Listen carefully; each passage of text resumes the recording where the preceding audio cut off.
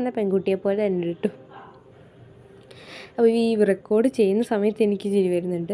അപ്പം പിന്നെ എങ്ങനെയൊക്കെയോ മായ്ച്ച് അഡ്ജസ്റ്റ് ചെയ്തു. പക്ഷേ എപ്പോഴും എന്തോ എവിടെയോ ഒരു പെശകുണ്ട്. പിന്നെ കുഴപ്പമില്ലാതെ ഞാൻ ചെയ്തു ഓർത്തു കേട്ടോ. കുറേ ഓടിച്ചു വിട്ടതാണ്. അവസാനത്തെ ഔട്ട്ലുക്ക് ഇതാട്ടോ. എനിക്ക് നല്ല ഇഷ്ടപ്പെട്ടു, നല്ല രസമുണ്ട്, എനിക്ക് നല്ല ഇഷ്ടപ്പെട്ടു കേട്ടോ. നിങ്ങൾക്ക് ഇഷ്ടപ്പെട്ടോ എന്ന് കമൻറ്റ് ചെയ്യേ. അപ്പം ഈ ആർട്ട് ചെയ്ത് കഴിഞ്ഞപ്പോൾ എനിക്ക് ഭയങ്കര സന്തോഷമായി. എനിക്ക് ആകെ എൻ്റെ ഫുള്ള് പോയി. എൻ്റെ ഫേസിലേക്ക് വെളിച്ചടിക്കുന്നില്ല. അത് കണ്ടോ, ചേച്ചിയോട് ചോദിച്ചു കൊള്ളാവോ എന്ന് 100 വട്ടം ചോദിച്ചപ്പോഴാണ് ചേച്ചി കേട്ടത്. അങ്ങനെ അതൊക്കെ കഴിഞ്ഞു. പക്ഷേ എനിക്ക് മടിയായിട്ട് അതങ്ങോട്ട് സംതൃപ്തിയാവില്ല. ഇങ്ങനെ കൊളാക്കണമല്ലോ. അപ്പോൾ ഞാൻ മുകളിൽ ചുമ്മാ സ്പെക്സ് ഗേൾ എന്ന് എഴുതാൻ വിചാരിച്ചു. പക്ഷേ അപ്പോഴാണ് എനിക്ക് സ്പെക്സ് ഒന്നും എഴുതാൻ കിട്ടുന്നില്ല. അല്ലെങ്കിൽ എങ്ങനെയാണ് ഒരു കാര്യം എഴുതുമ്പോൾ കിട്ടില്ല.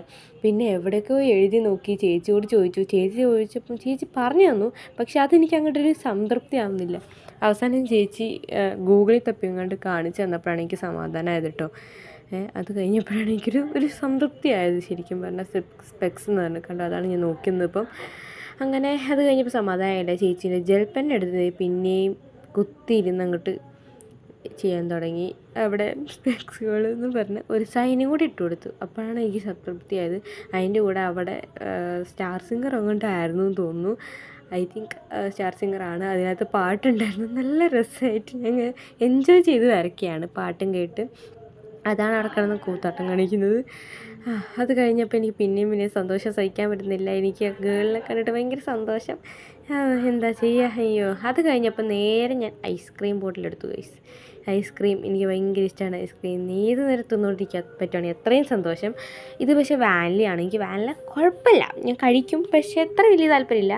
കുഴപ്പമില്ല, അതിൻ്റെ ഫേസ് എക്സ്പ്രഷൻ കണ്ടാൽ അറിയാം. പിന്നെ ചേച്ചിക്ക് വേണോ എന്ന് ചോദിച്ചപ്പം ചേച്ചി വേണ്ടെന്ന് പറഞ്ഞതാണ്. വേണമെന്ന് ചോദിച്ച് കഴിപ്പിച്ചു. പിന്നെ ചോദിച്ചപ്പോൾ പിന്നെയും വേണം ഇത് തന്നെയായിരുന്നു പറച്ചിൽ. അമ്മയ്ക്ക് ചോദിച്ചു, അമ്മയ്ക്ക് വേണ്ടാന്ന് പറഞ്ഞു. അവസാനം കഴിച്ചു കഴിഞ്ഞു. എന്നാൽ പിന്നെ ഞാൻ പോട്ടെ, ശരി, ടാറ്റാ.